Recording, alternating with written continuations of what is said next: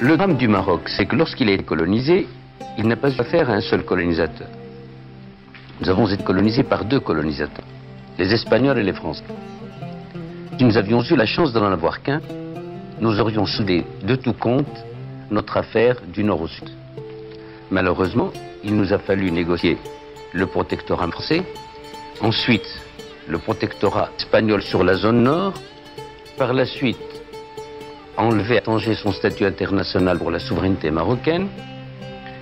En quatrième lieu, il nous a fallu redescendre sur Tarfaya morceau par morceau, parce que comme vous connaissez, le général Fonco était un homme très dur à la compréhension de la décolonisation. Quelques années plus tard, c'était Sidi Ifni. Et enfin, il restait le gros morceau du Sahara, que nous avons nous-mêmes introduit aux Nations Unies au lendemain de notre indépendance. En accédant à l'indépendance en 1956, le Royaume du Maroc devient un État souverain. Mais le parachèvement de l'intégrité territoriale reste à faire. Une partie de son territoire national demeure encore sous occupation espagnole. Paradoxalement, la libération s'effectue en sens inverse de la chronologie d'occupation. Sur son flanc sud, le Maroc devra imposer à l'Espagne d'accepter d'ouvrir les négociations. L'Espagne concède très difficilement de libérer les territoires colonisés. Ils sont convoités pour leur situation géostratégique, mais aussi pour les ressources naturelles qu'ils recèlent, surtout depuis la découverte et l'exploitation des gisements de phosphate dans la région. Les Espagnols étaient décidés à donner une sorte d'autonomie interne, à isoler le Maroc du Sahara et à créer une situation qui devait être un peu le dépassement de la situation coloniale, mais c'était pour cacher l'avenir de ce qu'ils voulaient faire de cette région.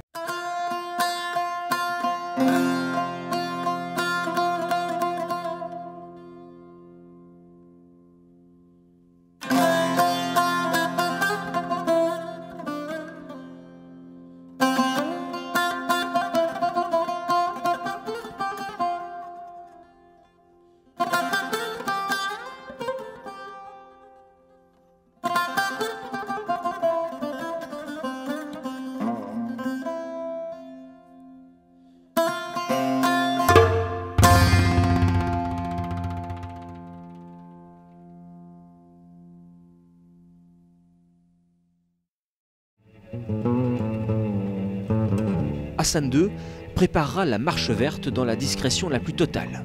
Seuls 3 colonels de l'état-major des forces armées royales sont mis au courant et chargés de préparer cette grande opération.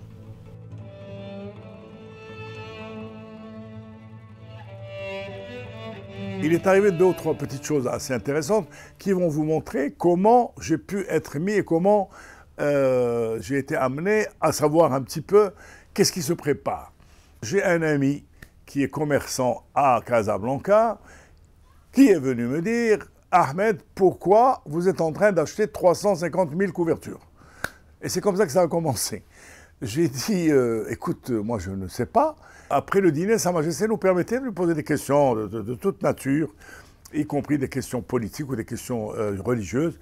Et je l'aborde, je dis « Majesté, je m'excuse, mais vous savez, j'ai un ami, Casablanca, il m'a demandé pourquoi nous achetions 350 000 couvertures. » Et il me dit « Oui, effectivement, nous avons décidé dorénavant de ne plus acheter les couvertures seulement pour 1 année, par économie, mais pour 5 années. » Je rentre chez moi, j'appelle mon ami, je lui dis « Écoute, voilà ta réponse, ça y est. » Il me dit « Mais alors dans ce cas-là, pourquoi vous êtes en train d'imprimer 350 000 Corans ?» J'ai dit « Écoute, ne m'embête plus.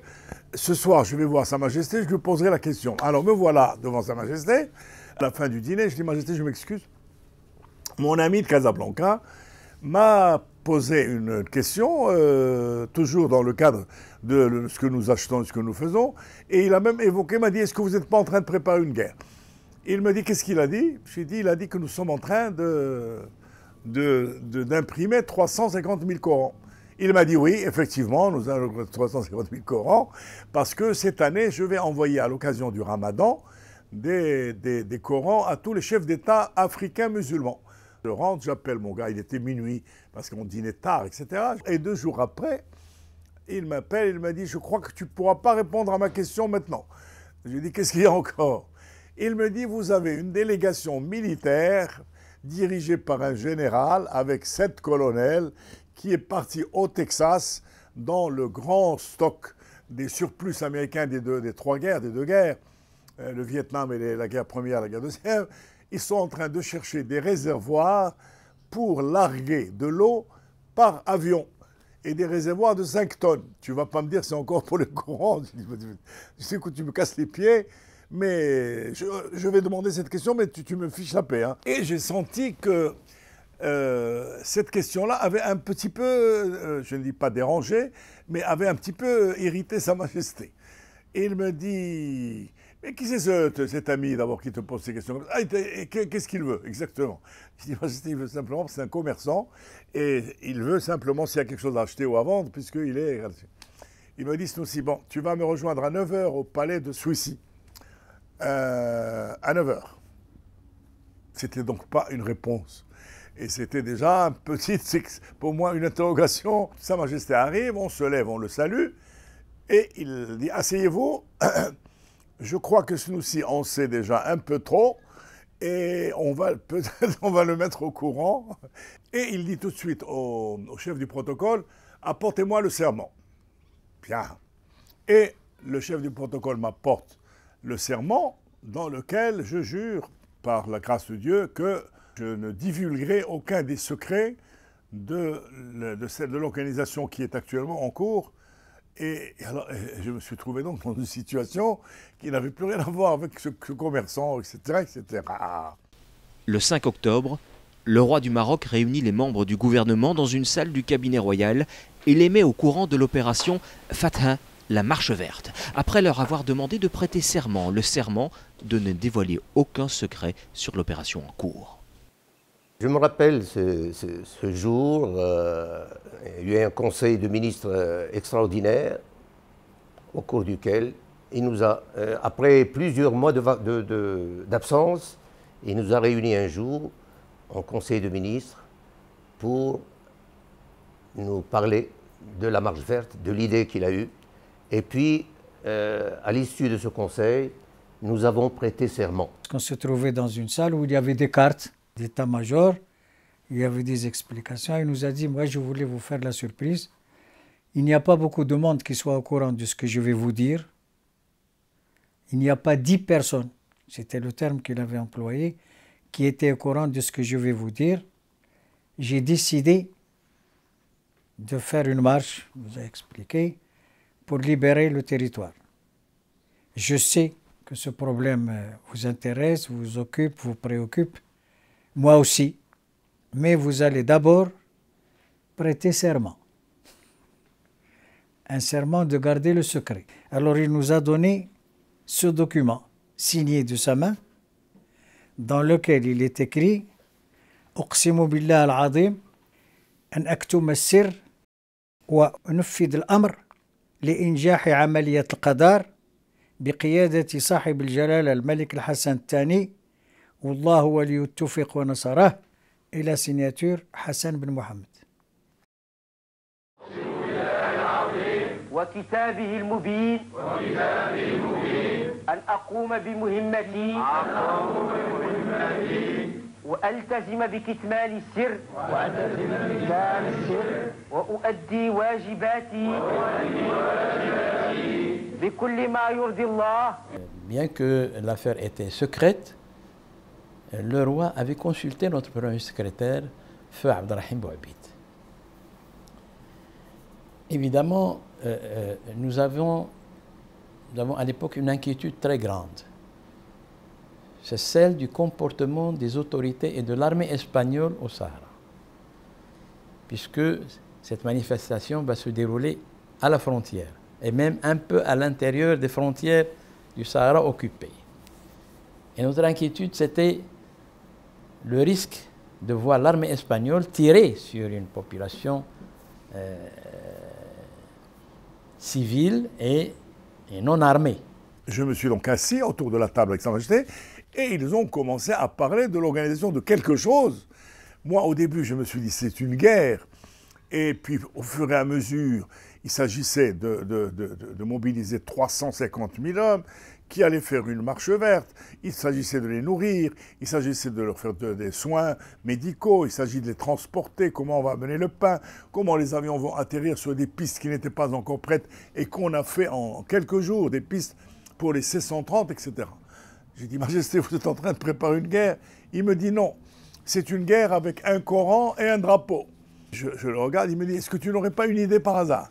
Et j'ai dit, Majesté, par exemple, vous avez de grands amis en Arabie Saoudite, dans le Golfe, pourquoi ne pas leur demander d'envoyer chacun une délégation qui participe avec nous à la marche verte avec leur drapeau? Et là-dessus, je me hasarde dans une succession qui, heureusement, a bien marché après. J'ai dit, Majesté, ce qui serait intéressant pour nous, que je fasse venir une vingtaine de jeunes Américains pour participer à la marche verte. À Laayoune, l'Espagne tente d'isoler le Maroc en négociant directement avec l'Assemblée sahraoui, la Djemaah, dont les membres font partie du Parlement espagnol, le Cortés. L'Assemblée ne cède pas aux pressions espagnoles et réaffirme son souhait de demeurer sous souveraineté marocaine. Je fais à l'Organisation des Nations Unies aujourd'hui et à l'Espagne, par contre-coup, la proposition suivante. Vous prétendez, gouvernement espagnol, que le Sahara était res nullius. Vous prétendez que c'était une terre ou un bien qui était en déshérence. Vous prétendez qu'il n'y avait aucun pouvoir ni aucune administration établie sur le Sahara. Le Maroc prétend le contraire. Alors nous demandons l'arbitrage de la Cour internationale de justice de l'Haye. Elle va dire le droit. C'est une cour qui est un organisme dépendant directement des Nations Unies. Elle dira le droit sur titre et elle pourra à ce moment-là éclairer l'Organisation des Nations Unies pour recommander au Maroc et à l'Espagne la voie à suivre. Si effectivement la Cour internationale de justice prouve que c'était une res nullius, que c'était un bien en déshérence, alors j'accepte le référendum en disant, bon, il n'appartenait à personne, je peux faire même le référendum avec 10 pays s'ils le veulent, tous ceux qui sont tout autour. Mais si la Cour de justice dit, le Maroc a des titres de propriété, des titres juridiques, à ce moment-là, je demande à l'Organisation des Nations Unies de nous dire, avec l'Espagne, négocier directement, car au fond, l'Organisation des Nations Unies sera très heureuse de se débarrasser, elle aussi, de ce problème. À la demande des Nations Unies, la Cour internationale de justice se penchera sur le dossier du Sahara d'avril à octobre 1975. Elle rendra son avis le 16 octobre, avis dans lequel la Cour stipule que les éléments et renseignements portés à la connaissance de la Cour montrent l'existence, au moment de la colonisation espagnole, de liens juridiques d'allégeance entre le sultan du Maroc et certaines des tribus vivant sur le territoire du Sahara occidental. Il montre également l'existence de droits, y compris certains droits relatifs à la terre, qui constituaient des liens juridiques entre l'ensemble mauritanien, au sens où la Cour l'entend, et le territoire du Sahara occidental. Pour le musulman, el-Ba'a, qui est l'allégeance, est le lien éternel. Mieux que cela, il est le lien qui est scellé par le Coran et par la religion. Cette Ba'a a toujours été donnée aux souverains marocains depuis des temps immémoriaux. Je n'en veux pour preuve que le fait de savoir que la dynastie almoravide, mourabitine, première chose qu'elle a faite, en venant au Maroc par le sud, c'est de considérer justement ce sud comme étant marocain. La Cour de l'Haye a déclaré que le Sahara entretient avec le Maroc, a entretenu depuis 4 siècles des liens d'allégeance.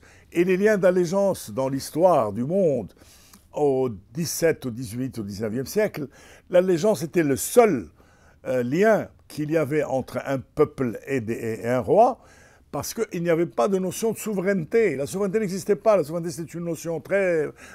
elle n'a commencé à être connue qu'au 19e, 20e siècle. Quelques heures après l'arrêt de la cour, et contre toute attente, le roi Hassan annonce à son peuple l'organisation de la Marche verte.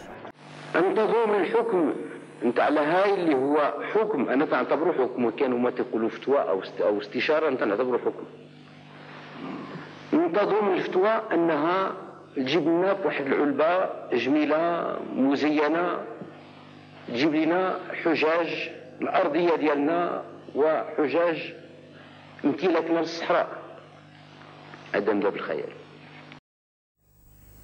ما بقى شعبي العزيز الا شيء واحد أننا علينا أن نقوم بمسيرة خضراء من شمال المغرب إلى جنوبه ومن شرق المغرب إلى غربه.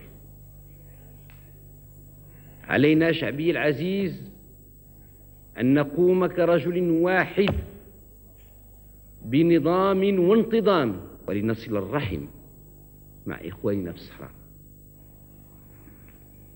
كيف غتكون هذه المسيرة؟ هذه المسيرة غادي يشاركوا فيها 350 ألف نتاع السكان. شعبي العزيز عليك أن تقدر وتفكر وتقيم أشنو هي 350 ألف ديال السكان 10% منها ديال النساء.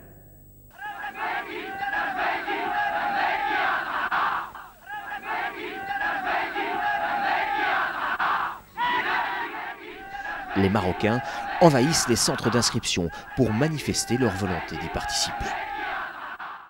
راه المغرب كامل كان غادي يمشي للمسيره كون ما كانش داك الشيء مضبوط وبالحساب كون المغاربه كلهم مشاو للمسيره ورجعوا حتى واحد ما يبقى في دارو ولكن جاب الله كاين الكونترول كانوا دايرين واحد العدد محدد. La majorité des Marocains voulaient faire la marche verte. Et ils ignoraient totalement de quoi il s'agissait à cette époque. Dans la précipitation des événements, les Nations Unies adopteront 2 résolutions, le 20 octobre 1975 et le 1er novembre 1975, invitant le Maroc et l'Espagne à ouvrir les portes des négociations sur l'avenir du Sahara occidental.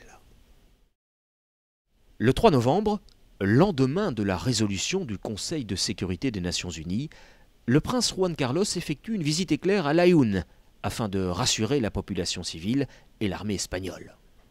Il indiquera clairement que l'Espagne respectera ses engagements et s'efforcera de maintenir la paix.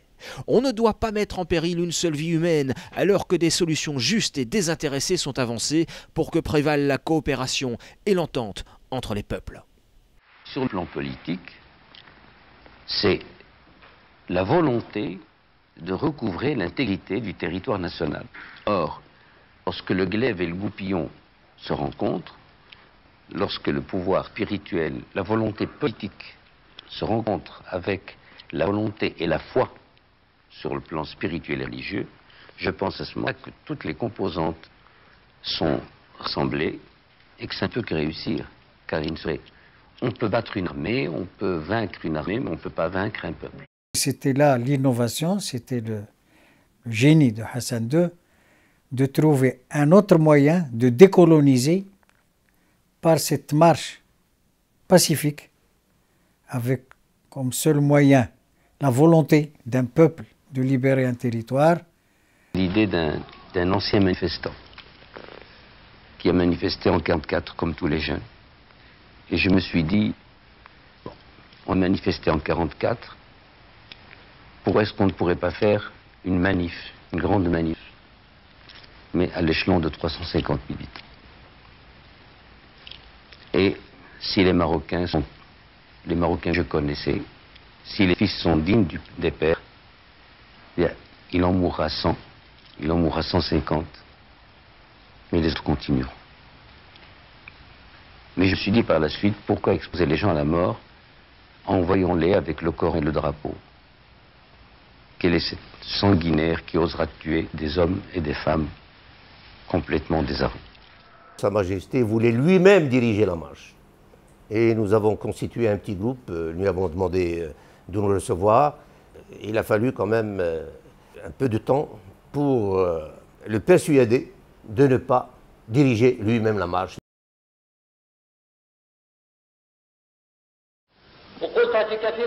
المحاسبات أمامكم.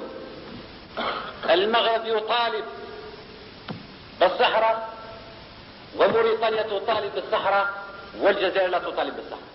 Si vous voulez, les données avaient quelque peu changé. Si, on avait affaire au début à un allié pour reconquérir le Sahara, puisque la chose nous a été proposée par les dirigeants de l'Algérie quelques années avant. L'Algérie, au lieu de s'inscrire comme étant un allié du Maroc, et comme elle l'avait fait quelques années auparavant, a commencé à s'inscrire comme un candidat possible de reprise de ce territoire.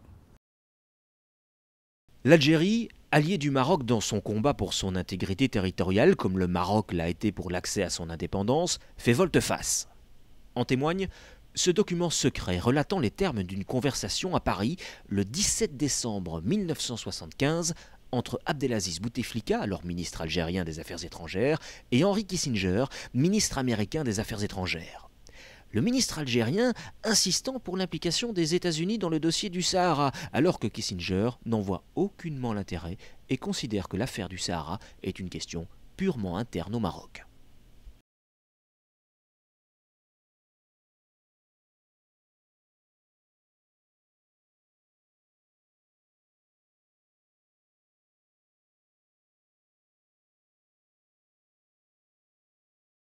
Nous allons voir le président Boumedienne avec le Hajj Mohamed Bahnini, je me rappelle, j'étais ambassadeur là-bas, pour le mettre au courant de l'intention de Sa Majesté de faire la marche verte. Et nous avons été surpris d'un accueil à la limite du furieux, en disant « mais vous ne savez pas à quoi vous êtes en train de vous exposer, vous ne savez pas ce que c'est, 350 000 hommes, on peut les faire démarrer, mais on ne peut jamais les faire arrêter, et où est-ce qu'ils vont aller, où est-ce qu'ils vont s'arrêter, etc. »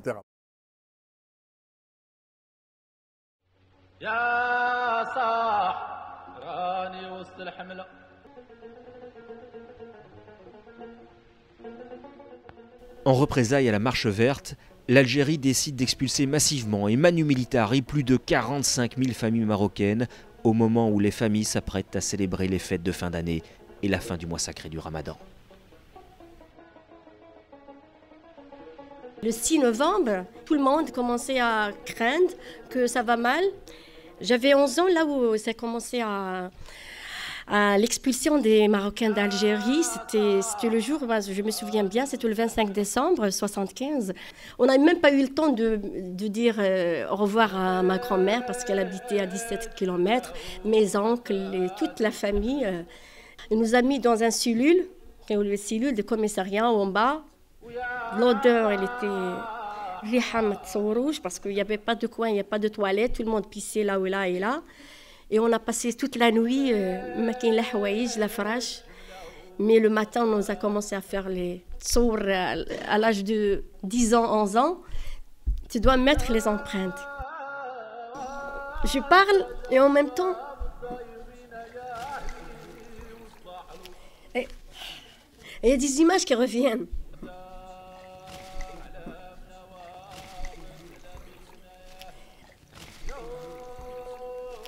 Chaque fois que je parle de ce sujet, il y a de la souffrance, c'est vrai, mais c'est bien.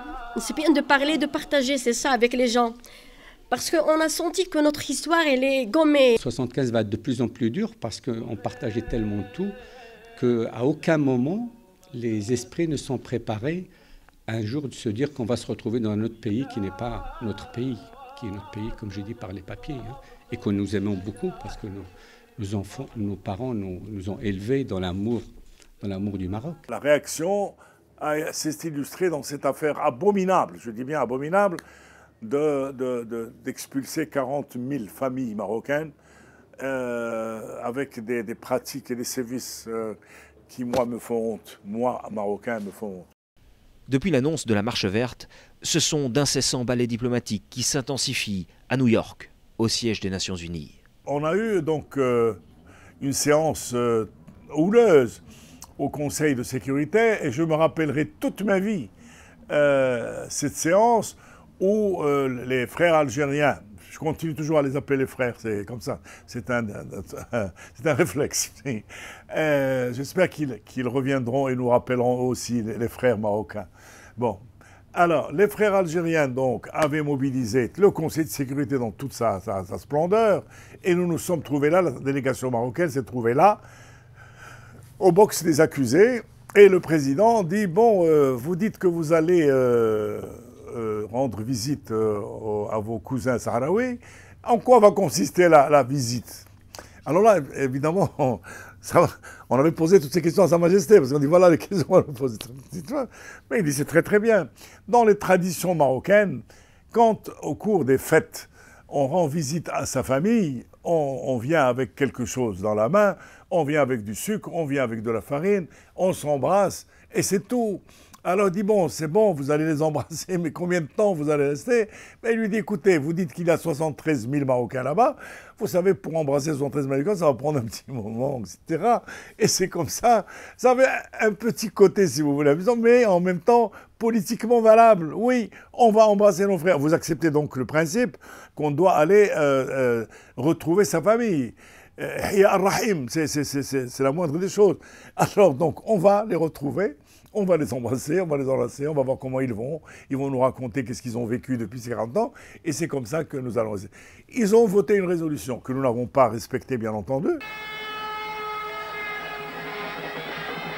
Envahie d'un enthousiasme inégalé, la population s'adonne sans compter aux préparatifs de la Marche verte. Une population animée par un patriotisme royal, aux couleurs de la foi, pour renouer le lien ancestral avec leurs frères sahraouis.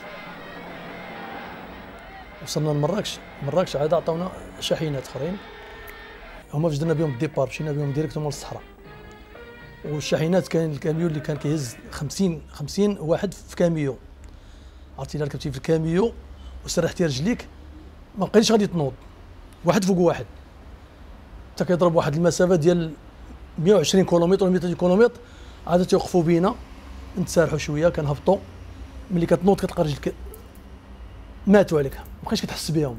الغد اللي غادي نمشيو عطاونا لي ساكادو عطاونا الكواش وعطاونا القرآن.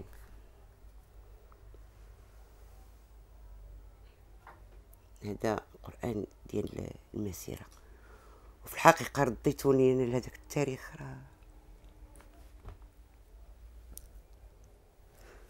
سبحان الله، كانت مسيرة سلمية، والناس غادا وصافي ما عارفينش واش غادي يرجع بنادم ولا ما راجعش، وكل شيء غادي متحمس. Saisi par l'Espagne, le Conseil de sécurité des Nations Unies adopte une troisième résolution dans laquelle il condamne la Marche verte et demande aux partis d'ouvrir les négociations.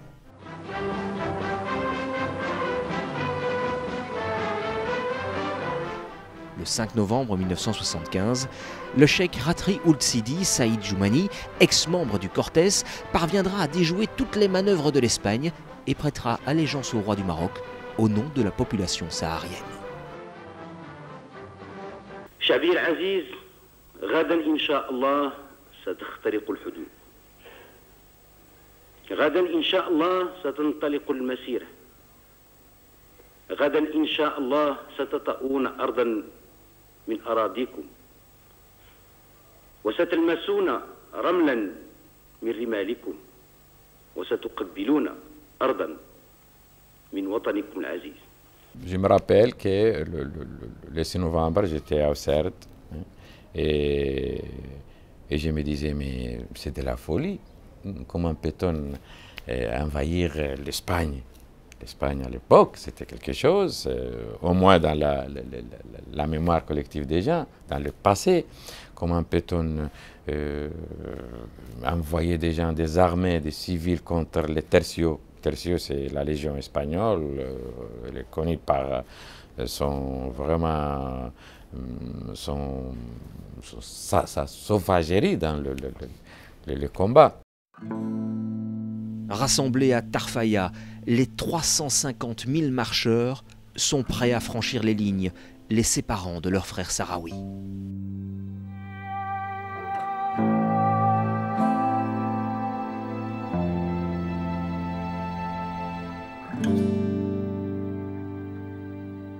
J'ai eu le privilège de recevoir le matin du 6 novembre 1975, à 10h32 exactement, l'appel de Sa Majesté Bismillahi mjraha wa mursaha Ousmane il-Amam. Au nom de Dieu, qu'il la meut et qu'il arrête, Ousmane en avant. Il y a des coups de folie, comme il y a des coups de sagesse. Quand on est dans ces choses-là, ou bien on aime son pays, ou bien on ne l'aime pas. Dans ces cas-là, on ne réfléchit pas. La réflexion n'existe pas. Il y a l'engagement. Et tu y vas, et tu y vas, et tu y vas. Tu ne penses même pas si tu vas mourir ou si tu vas vivre, tu y vas. C'est aussi et surtout au rythme du chant que le patriotisme va trouver son expression. La marche verte sera marquée et accompagnée par la chanson engagée Youn Aïna du groupe mythique Djil Djilala.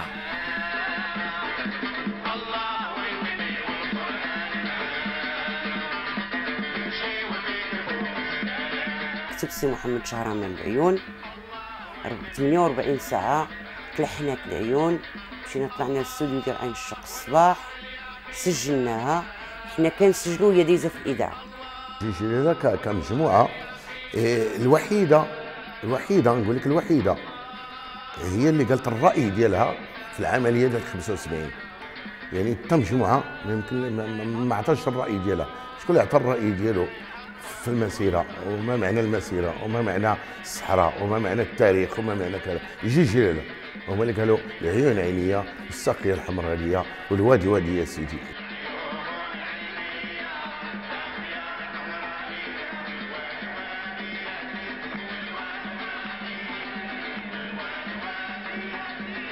L'organisation de la marche verte elle-même a été confiée à bon escient, me semble-t-il, à l'armée marocaine qui a fourni un effort très rationnel, très discipliné pour encadrer cette masse énorme pour les transporter. Donc il fallait toute cette noria de cars, de camions, de véhicules. Il fallait, chose qui n'était pas simple du tout, amener l'eau potable et la nourriture pour tous ces gens-là qui ne dépendaient que de ce que pouvait leur apporter l'armée royale.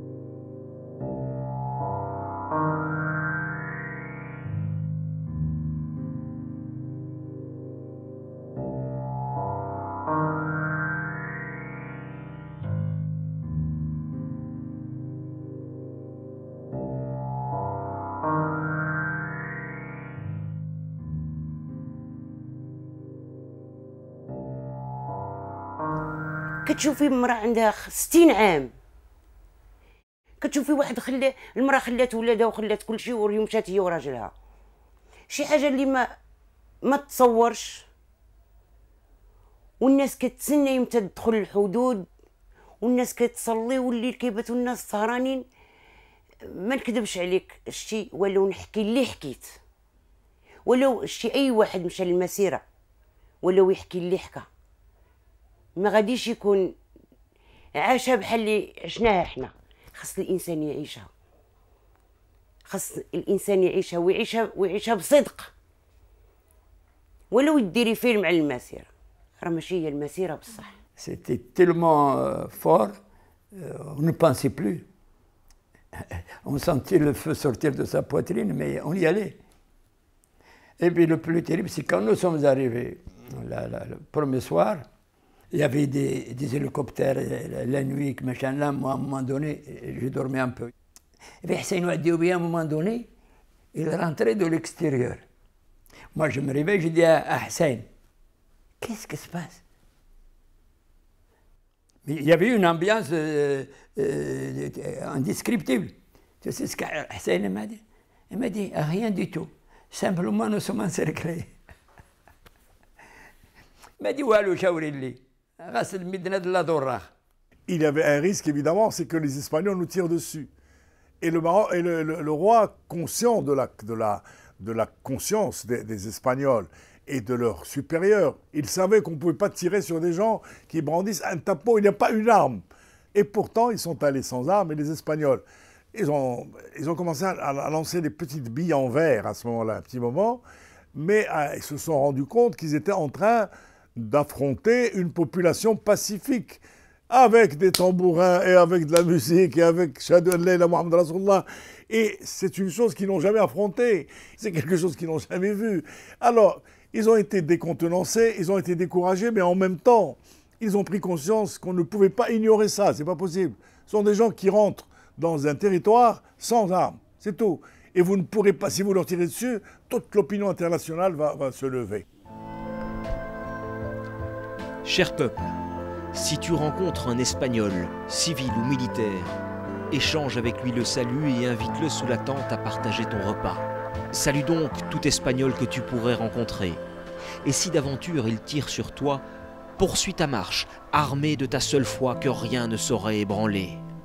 Au terme de cette marche, ta conscience n'en sera que plus satisfaisante. Et s'il advient, cher peuple, que des agresseurs autres qu'Espagnols attentent à ta marche, sache que ta valeureuse armée est prête à te protéger. Les forces armées royales sont mobilisées plus que jamais au Sahara, mais leur présence reste discrète. Elles ont joué un rôle primordial sur le plan logistique et de l'encadrement. Je crois qu'on a présenté la marche verte comme une marche de conquête coloniale, comme une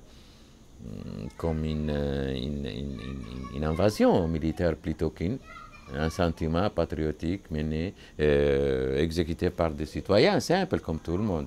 Donc on a vendu cette idée aux Sahraouis, on a exploité au maximum ce sentiment de peur qui s'est créé. Évidemment, le Maroc n'a pas... L'erreur peut-être c'est de ne pas avoir visé les Sahraouis pour leur expliquer la marche verte. A été plutôt orienté vers l'Espagne beaucoup plus que vers les Sahraouis, du point de vue médiatique. Antonio Caro Martinez, ministre de la présidence espagnole, chargé des affaires du Sahara, arrive à Agadir pour manifester au roi du Maroc la volonté du gouvernement espagnol d'entamer les négociations en vue de la rétrocession des provinces sahariennes. Fort de cette assise, le soir même, le 9 novembre 1975, dans un discours adressé à la nation, Hassan II met fin à la marche verte. Dieu a voulu que la marche verte ait été inscrite dans l'histoire comme étant la marche la plus grande et la mieux réussie en l'histoire. Je ne pense pas qu'on ait fait marcher 350 000 hommes dans l'histoire de l'humanité. Naturellement, j'ai envisagé l'échec de la marche verte. Et je dois vous dire que le jour où l'on m'a dit que la marche a réussi, le jour où les marcheurs sont rentrés du sud, j'ai regardé le lendemain mon pays d'un tout autre regard. J'avais l'impression d'y renaître, car j'avais décidé de le quitter. Oui. Si la marche verte avait... Excusez-moi, le quitter? Oui. Je n'avais plus je n'aurais plus eu le courage moral de regarder en face le moindre de mes sujets et de mes compatriotes. Et quand je lis, je suis ému parce que je sais ce que c'est que quitter son pays. J'en ai été privé 2 ans et demi. Je connaissais l'attachement païen que j'ai pour ma terre, pour mon ciel, pour l'eau de mon pays, pour les plantes de mon pays. Mais j'avais envisagé de partir. La Constitution prévoyant le conseil de régence dans la minorité du prince hérité, j'avais pris la décision de quitter mon pays. Et le lendemain, j'ai regardé mes arbres et mes montagnes et ma terre avec un tout autre œil. L'ambition, et c'était que cette marche verte, parce qu'elle a réussi, et qu'elle a réussi dans une symbiose entre le roi, le peuple marocain et les partis politiques, eh bien, l'ambition, c'était que cela puisse générer un Maroc nouveau. Il y a eu une chose importante, et qui n'est pas négligeable, bien sûr, c'est que grâce à la marche verte, le Marocain a repris confiance en lui-même.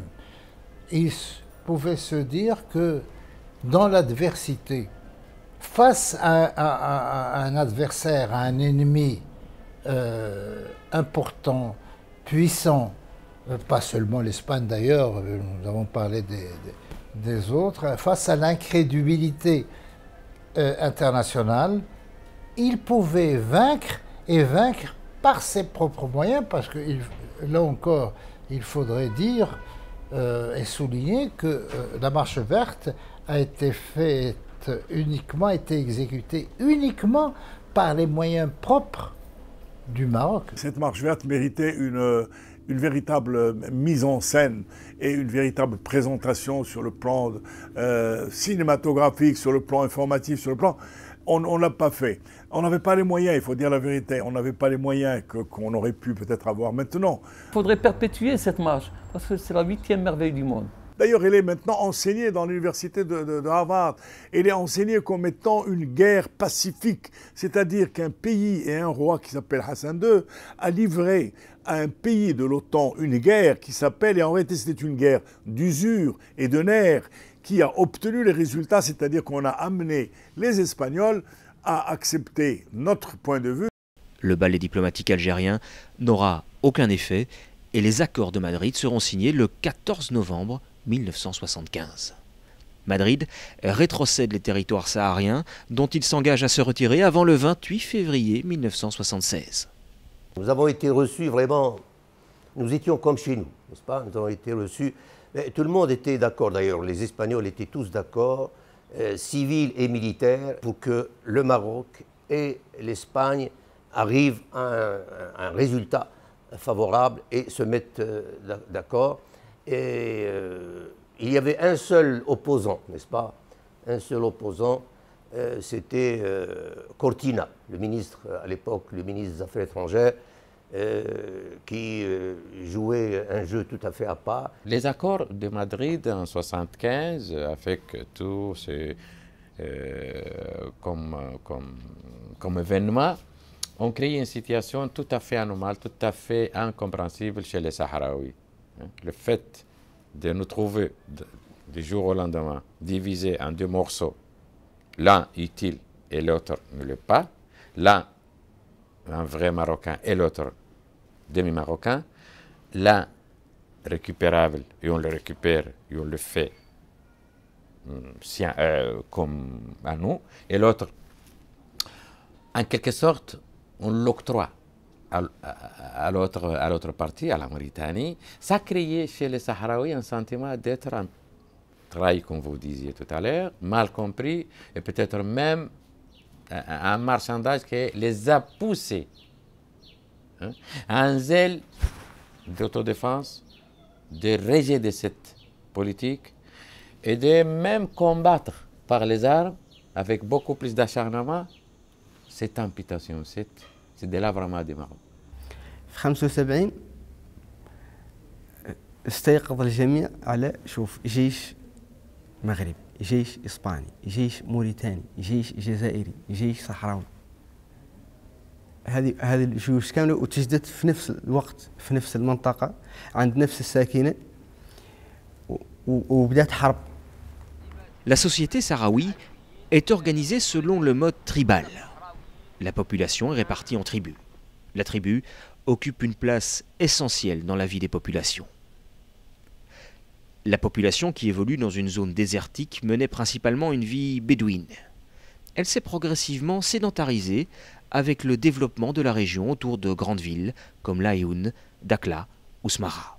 Je crois qu'à l'époque, la situation s'est prêtée à l'intox, à la manipulation. D'un côté, il y avait l'Algérie, il y a les Polisario. L'Algérie par intermédiaire de Polisario. Nous, on disait à l'époque aux citoyens, vous allez être tués par les soldats marocains. La marche verte n'existait pas, c'est du bluff. La première pénétration des Européens dans les côtes du Sahara marocain, ça remontait en date de 1478. C'est-à-dire l'arrivée d'un Espagnol qui s'appelait Diego Herrera, qui a été envoyé par le roi d'Espagne pour conquérir les côtes du Sahara marocain. Après quelques jours, on a vu l'arrivée d'une armée de Fès pour défendre l'autorité marocaine qui a été envoyée par le sultan. Depuis 1524 jusqu'à 1860, l'Espagne a échoué de reconquérir ou bien de reconstruire ce poste militaire. Le roi du Maroc, c'était Sidi Mohammed ibn Abdelrahman qui a donné le droit au roi de l'Espagne pour construire une pêcherie, c'est-à-dire un centre commercial pour aider les Espagnols pour la pêche. Le 18 novembre 1975, le Cortés, le Parlement, adopte le projet de loi autorisant le gouvernement espagnol à décoloniser ces territoires.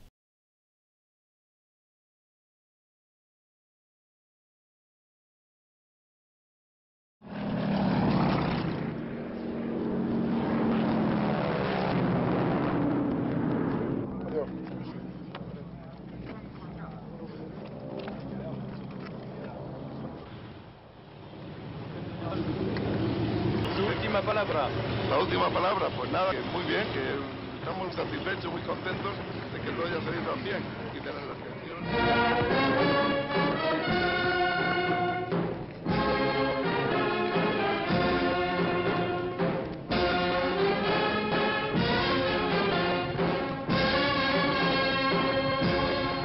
Les Sahraouis, à un moment donné, ils étaient dans une situation de confrontation avec un désaccord avec la politique marocaine.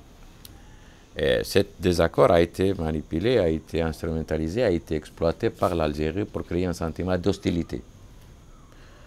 Tant que les Sahraouis ne se sont pas rendus compte de cette manipulation, les choses marchaient parfaitement pour l'Algérie. Dès le moment où les Sahraouis ont commencé à se rendre compte qu'ils étaient mal menés, instrumentalisés, qu'ils étaient à manipuler pour des buts étranges à eux-mêmes. Dès le moment où les Marocains eux-mêmes aussi, ils ont commencé à se rendre compte que les Sahraouis, c'est des Marocains qui doivent être vus et considérés comme tels et pas un sujet à marchander avec les pays voisins. Donc, à partir de ce moment-là, je crois que la solution est déjà sur les rails. Alors que les accords de Madrid mettent fin au conflit du Sahara, le Polisario, originellement un des mouvements marocains de libération du Sahara, entre en dissidence contre le Maroc avec le soutien de l'Algérie et de la Libye pour réclamer l'indépendance du Sahara occidental. La race n'a pas été proclamée dans les territoires proprement dit Sahara occidental. Ça, c'est la première tromperie. Il a été proclamé à Alger, à Tananarive, à Conakry et en Libye. Donc, au lieu d'associer l'opinion internationale à un État qui s'est créé sur son territoire, on a associé le territoire à une pseudo-république qui a été créée à l'étranger. Il y a une différence. Ça veut dire que nous n'étions pas pour la création d'un État purement dans le Sahara. Nous étions contre une politique déterminée. احنا مجتمع 90% منا بدو. ما كانت عندنا فكرة عن ما يدور في العالم، بالنسبة لنا العالم هو هذيك الحيوانات اللي احنا نتبعوها تمشي بين الشمال ولا جنوبا. اسم الدولة وتفكير الدولة ونظام الدولة الأمور هذا الشيء كان جديد علينا ما كنا نعرفه. Avant de prendre la décision de permettre la création de la RAST et de soutenir le Polisario, les gens qui décident, le petit groupe de responsables algériens, s'étaient réunis et a procédé à l'évaluation de la situation. Ils ont dit, le roi Hassan II ne peut pas affronter l'Algérie parce qu'il n'a pas d'armée. L'armée est décapitée après les coups d'État. Deuxièmement, il n'a pas d'appui populaire. Troisièmement, jamais la Mauritanie ne se mettra d'accord avec le Maroc. Les Algériens concluaient que jamais il n'y aurait accord entre l'Espagne et le Maroc sur le dos de l'Algérie, ou ce qu'ils considéraient être comme dans le dos de l'Algérie. Et donc, ils ont décidé de foncer. Alors, il fallait faire face à cette situation. Il n'y aurait pas de Polisario s'il n'y avait pas l'Algérie. Il n'y aurait pas de Polisario s'il n'y avait pas l'aide de la Libye, s'il n'y avait pas l'Irak, s'il n'y avait pas la Syrie, s'il n'y avait pas tous ces peuples frères soi-disant qui nous en veulent. Le 12 avril 2007, le Maroc a présenté au secrétaire général des Nations Unies une proposition d'un statut négocié d'autonomie élargie de la région du Sahara. Ce plan a été salué par le Conseil de sécurité des Nations Unies, dont les résolutions en soulignent les efforts sérieux et crédibles faits par le Maroc pour aller vers un règlement.